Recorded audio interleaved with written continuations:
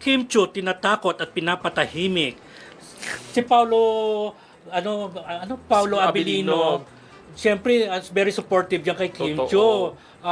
Di ba nga pag mayroon siyang mga hindi mga bumabanat kay Kim, nandiyan siya minsan para Para umalalay. umalalay, di ba? Talaga nang naman hati yung opinion sa politika. Kaya nga Oo. naman, nung last day, mga kahapon lang siguro yun, friendship, nagkaroon ng maraming discussion about kay Kim Chiu kung saan marami yung tao nagsasabi, wag na daw siyang makisawsaw sa usapin. Ano dahil ba? wala siyang alam. So kung ikaw si Kim Chiu, anong magiging reaction mo? Eh sa tama lang yung sinasabi reaction ng niya na tao? yung pinapatahimik siya, parang tinatakot. Hindi, kasi Pilipino ako eh. May karapatan ako magsalita para sa bayan ko. At saka ako, Kim Chiu, may pangalan. Kailangan yung boses ko para sa nangyayari sa bayan. Di ba, pag hindi ka naman nagsasalita, anong ginagawa ng mga sikat Totoo. dyan?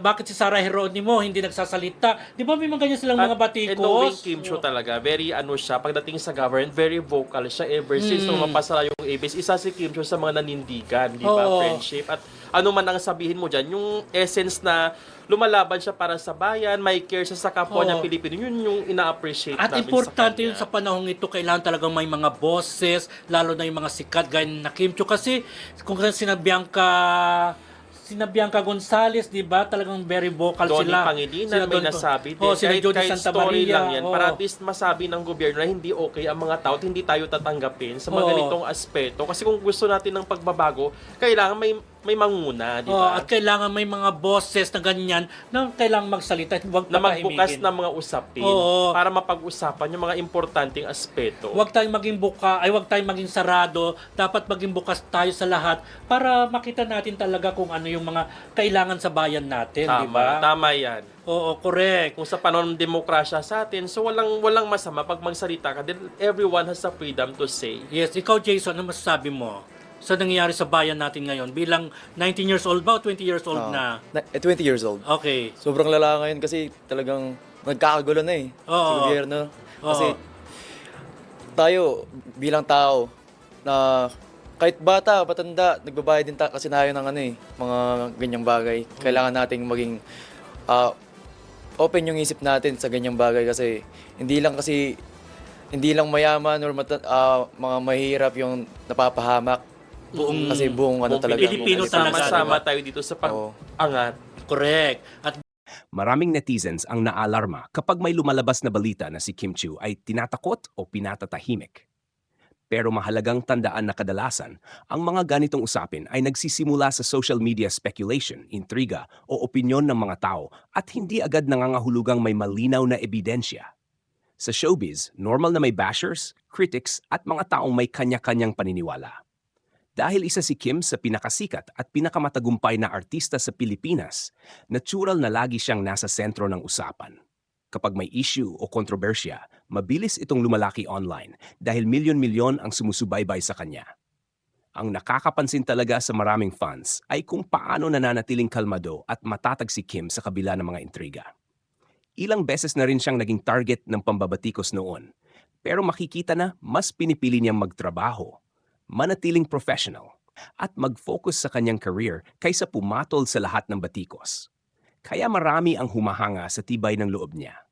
May mga nagsasabi rin na habang mas sinusubukan siyang hilahin pababa, lalo naman siyang tumitibay at mas tumatagal sa industriya. Sa totoo lang, hindi madaling manatiling relevant at successful sa showbiz ng maraming taon, kaya malaking bagay ang support ng kanyang fans at ang kakayahan niyang humarap sa pressure. Tungkol naman sa mga usaping pinatatahimik, mas mabuting maging maingat ang publiko sa paniniwala agad sa mga kumakalat na kwento hanggat walang malinaw na pahayag o kumpirmadong impormasyon mula mismo kay Kim o sa mga mapagkakatiwalaang source. Sa panahon ngayon, mabilis kumalat ang haka-haka online, kaya mahalagang suriin muna ang impormasyon bago magbigay ng matinding reaksyon. Para sa akin, nakakalungkot kapag may artistang tulad ni Kim Chiu na nadadamay sa mga balitang tungkol sa pananakot o pagpapatahimik, lalo na kung sobra ng personal ang atake. Bilang public figure, bahagi na talaga ng buhay nila ang intriga at kritisismo, pero iba pa rin kapag umaabot sa paninira, pananakot o matinding pambabash. Mapapansin din na sa kabila ng mga kontrobersya, nananatili pa ring matatag si Kim. Marami ng pagsubok ang dumaan sa kanya sa showbiz at sa personal na buhay, pero nakakabangon pa rin siya. Kaya maraming tao ang humahanga sa kanya dahil hindi siya madaling matinag.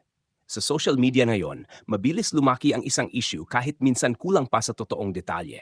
Kaya mahalagang maging responsible rin ng netizens sa pag-share at pag-react. Hindi lahat ng nababasa online ay agad na totoo at minsan mas lalo lang lumalala ang sitwasyon dahil sa fake news o sobra-sobrang haka-haka. Isa rin sa napapansin ng mga fans ay habang dumarami ang bashers, mas lalo namang tumitibay ang suporta kay Kim. Ipinapakita nito na marami pa ring tao ang naniniwala sa kanya at nakikita ang pagiging professional niya sa trabaho. Hindi rin may kakaila na isa siya sa mga artistang marunong magdala ng sarili sa harap ng pressure at intriga. Sa huli, mas maganda pa rin na pairalin ang respeto at mahinahong pag-uusap kaysa paninira o galit.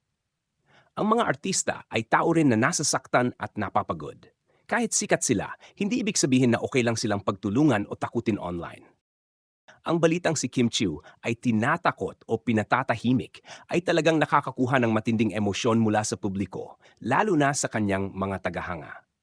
Kapag sikat na personalidad ang involved, mabilis talagang lumaki ang usapan dahil bawat kilos, salita at post nila ay sinusubaybayan ng maraming tao.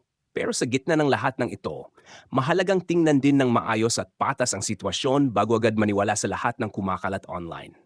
Sa totoo lang, hindi na bago kay Kim ang mapunta sa kontrobersya o makatanggap ng pambabatikos. Simula pa noon, ilang beses na siyang naging sentro ng intriga. Pero mapapansin na nananatili siyang matatag at tahimik sa maraming pagkakataon. Isa iyon sa dahilan kung bakit marami pa ring humahanga sa kanya.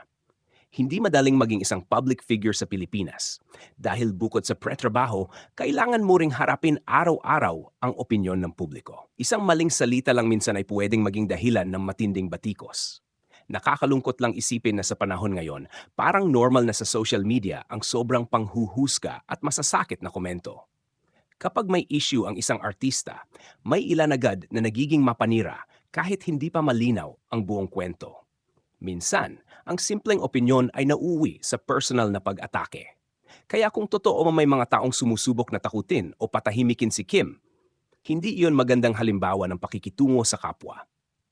Isa ring mahalagang punto rito ay ang mental at emotional health ng mga artista. Madalas nakakalimutan ng iba na kahit sikat sila, tao rin sila na nasasaktan at napagod. Ang paulit-ulit na pambabash, intriga at negativity ay maaring makaapekto sa kanilang emosyon at pag-iisip. Kaya malaking bagay rin na may mga fans at supporters na nagbibigay ng positibong suporta sa halip na dagdagan ng gulo. Sa kabilang banda, may mga netizens din na nagsasabing mas lalo lamang tumitibay si Kim habang dumarami ang mga pagsubok na kinakaharap niya. Sa dami ng pinagdaanan niya sa industriya, makikita na marunong siyang bumangon at ipagpatuloy ang kanyang trabaho. Kaya hindi nakapagtataka kung bakit nananatili siyang relevant at mahal ng maraming tao hanggang ngayon. Mahalaga rin na maging responsible tayo bilang audience. Hindi lahat ng viral na balita ay automatikong totoo. Sa social media kasi, mabilis kumalat ang edited posts, fake quotes at mga kwentong kulang sa konteksto. Kaya bago tayo mag-react ng matindi, mas mabuting alamin muna ang totoong impormasyon at hintayin ang kumpirmadong pahayag mula sa mga taong involved. Sa huli, ang ganitong klase ng balita ay paalala rin kung gaano kahirap maging nasa mundo ng showbiz. Kailangan ng matinding tibay ng loob para harapin ang pressure, intriga at opinyon ng publiko. At para kay Kim Chiu, marami ang naniniwala na patuloy niyang kakayanin ang mga hamon dahil napatunayan na niya noon pa man na isa siyang matatag na personalidad sa industriya. May dagdag pang angle sa balitang ito tungkol kay Kim Chiu na pwedeng pag-usapan, lalo na kung bakit sobrang ingay nito online. Isa sa mga dahilan ay dahil malakas talaga ang engagement ni Kim sa social media at napakalaki ng fandom na sumusuporta sa kanya. Kapag may issue tungkol sa kanya, mabilis itong pinag-uusapan dahil parehong aktibo ang supporters at critics niya. Napapansin din ng maraming netizens na habang dumarami ang intriga laban kay Kim, mas lalo namang tumitibay ang loyalty ng kanyang fans. Maraming supporters ang nananiniwala na hindi madaling patahimikin si Kim dahil sanay na siya sa pressure ng showbiz.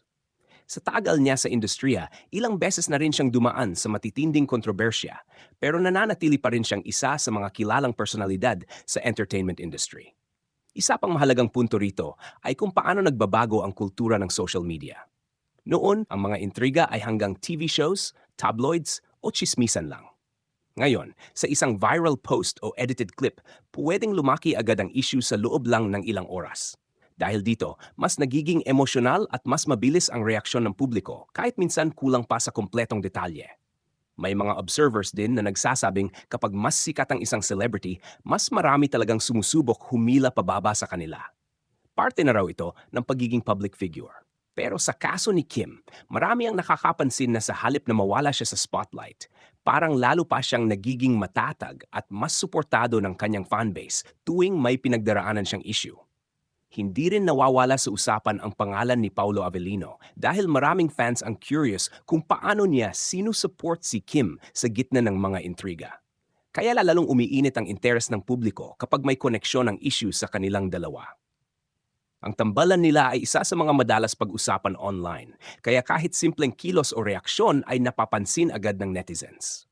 Sa kabuuan, ipinapakita lang ng sitwasyong ito kung gaano kalakas ang impluensya ng social media sa buhay ng mga artista.